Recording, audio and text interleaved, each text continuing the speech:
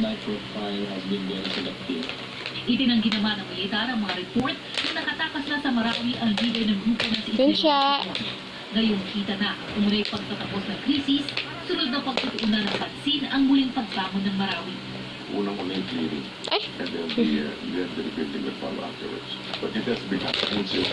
And you have to be cultural sensitive, future sensitive.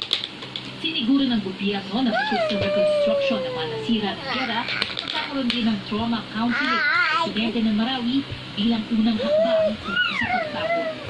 Pia Gutierrez, ABS-CBN News.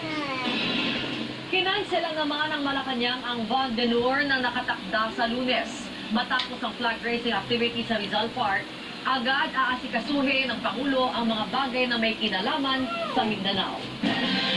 Samantala, ginagamot ngayon sa Iligan City ang isang lalaking hinihinalang tinorture umano ng mga sundalo sa Marawi City. Ayon